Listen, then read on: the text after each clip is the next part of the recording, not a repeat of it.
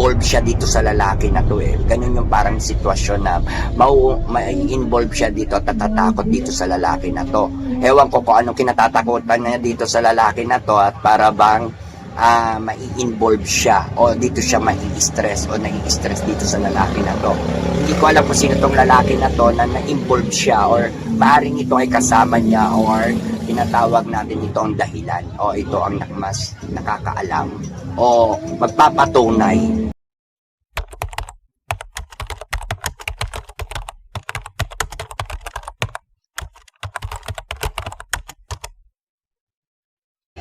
Okay, ikaw daw ngayon First Lady Lisa Marcos ay nakahang. Ibig sabihin nakabaligtad, nakahangman ka. Ibig sabihin lutang or nakabaligtad ang iyong pag-iisip or kalagayan. Baligtad daw ang iyong kalagayan ngayon at ikaw ay nakatuwad o parang tinatawag natin nakabinbin o tinatawag natin na ikaw ay nakahang, ayan, or nakatiwarik, no?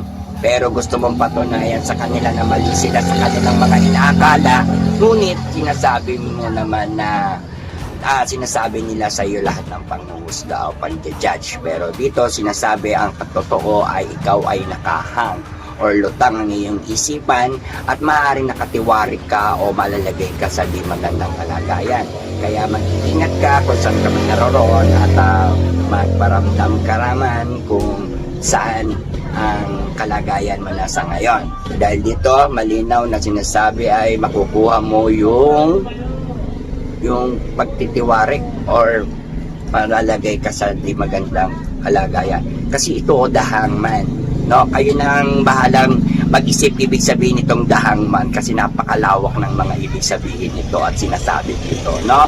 Basta nakahangman, nakatiwarik, ibig sabihin nakabinbin ang kanyang kalagayan ngayon or tinatawag natin nakatiwarik, no?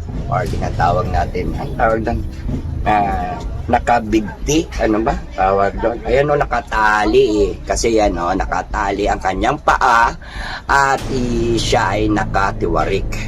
Ayan, so di ko alam kung bakit ganito ang sinasabi ng tarot card dahil nakabase to sa kanyang kalagayan ngayon. Ayan,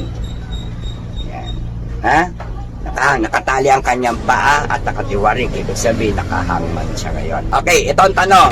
Ito na tayo sa tanong. Nasaan si President, si First Lady Lisa Marcos ngayon? Ayan. Saan nyo gusto bumunot? Tingnan natin dito sa ayan. Ay,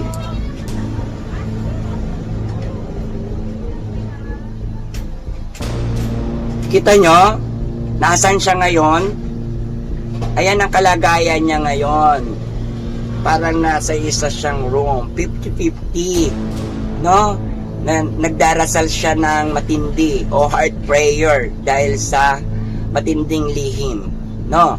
So ayan, no, 3 tao yung pinoproblema niya o nagbigay sa kanya ng problema at katabi niya yung isa. Whatever, pwedeng pumatay sa isa. Ano ba yan? Kaloka. Ayan, oh. Nasaan si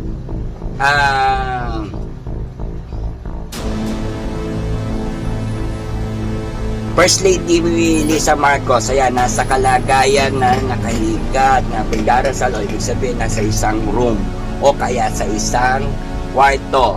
Ayan, may matinding panalangin at dalangin. Lihim na panalangin, ano? 50-50 po, di maganda yung sign niya sa kalagayan niya ngayon, ano? I don't know kung ano ang ibig sabihin ng tarot card sa inyo, pero ito ay sinasabi ay nasa loob siya ng isang bahay or room or kwarto na may matinding panalangin at dasal. Ayan, 50-50 siya po ay nakahiga. Ayan, di maganda yung sign ng tarot. No, that's the negative sign. No, 50-50. Ayan. Ayan naman. No, number of 4. Siya ay nakakulong sa isang kwarto. or tinatawag natin na box. Yan. Ha? I don't know kung ano ibig sabihin niya kasi yan yung lumabas sa akin tanong, nasaan siya? Nandun daw siya. Alright?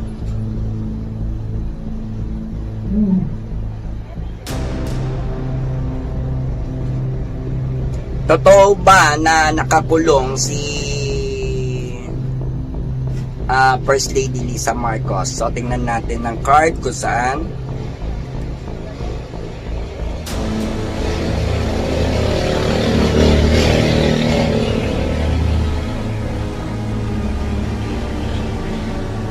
ito siya, oh, the high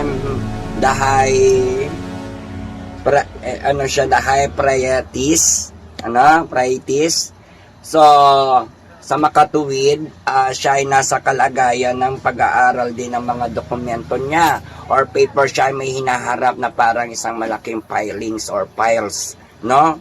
Blessed of Jesus and blessed of Jude. Ibig sabihin, ito ay gawang napakahirap na kanyang posisyon. Ayan, nasa posisyon siya na napakahirap at may nakaraatang sa kanyang ulo. Maaaring yan ay mabigat at saka dapat niyang gawin, no? Napakataas, ngunit nahihirapan o pagod or nasa hirap, no? Sinasabi dito is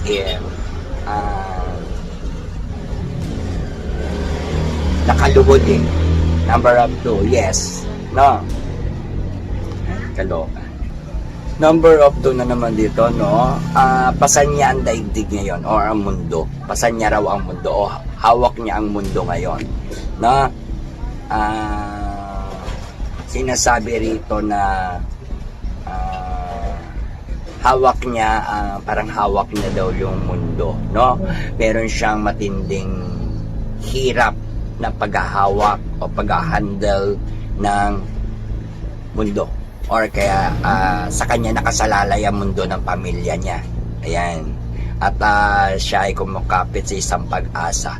Ngunit siya ay may nararamdaman ng mga pagod o hirap, lalo na sa kanyang kalusugan. Nagiging matatag siya sa kanyang mga hawak. No? At iniisip niya dito yung kalagayan din. At dito lumalabas yung back-up na this is the King of Cups, President Bongbong Marcos, kaliwat kanan yung kanyang pinagkukunan ng income or lakas or tinatawag natin na ginto sa kanyang mga kamay or whatever, na maganda ang kalagayan naman at saka meron siyang depression o pag-aalala, yung kapangyarihan at financial issue. Ayan. No? So question number 4, ano ba ang kalagayan ni First Lady Lisa Marcos sa kasalukuyan ngayon sa hinaharap? Okay, kuha tayo ng cards. So where you want, dito na lang tayo sa gitna.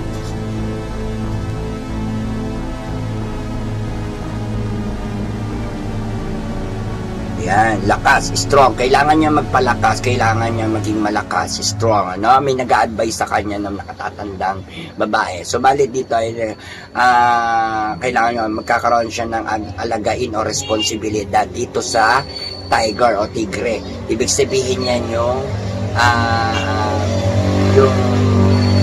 alaga niya o tinatawag natin na lagi niyang kasama o tinatawag natin na mahal niya.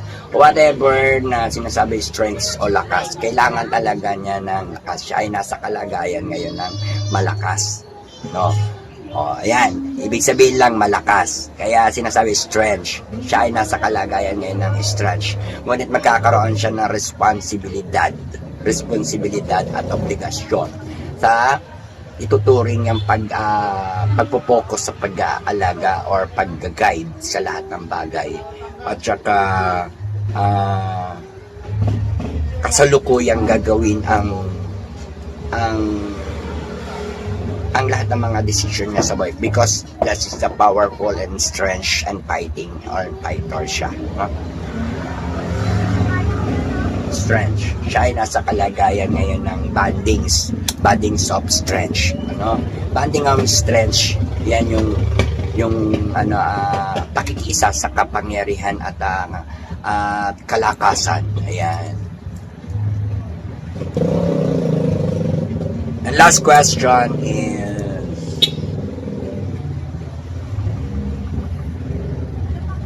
totoo ba ang issue na nakakulong si si First Lady Lisa Marcos sa ibang bansa?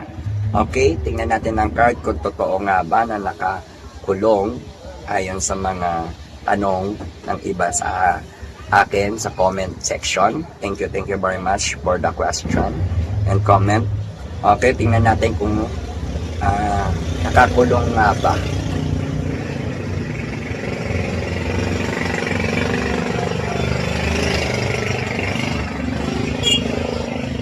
Medyo malalim to ha.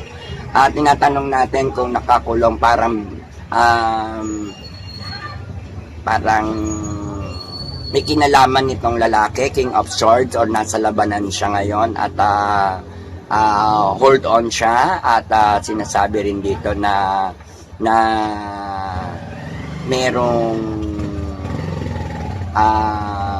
nananakot sa kanya or may haharapin siyang laban dito sa isang lalaki or tinatawag nating issue kasi tinatanong natin kung siya ay nakakulong pero hold on siya, parang tinatakot siya ng mga nakaupo or may nakaupo na nasa panunungkulan, tinatawag natin na kung siya ba ay nakakulong sa ibang bansa. Parang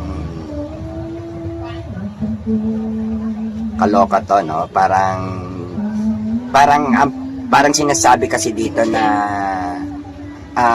issue tungkol sa lalaki kaya siya maaari makulong or makukulong na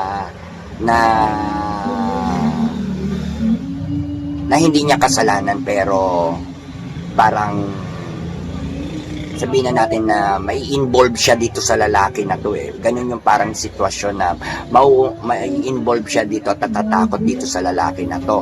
Ewan ko kung anong kinatatakutan niya dito sa lalaki na to at para bang mai-involve siya o dito siya mai-stress o nai-stress dito sa lalaki na to.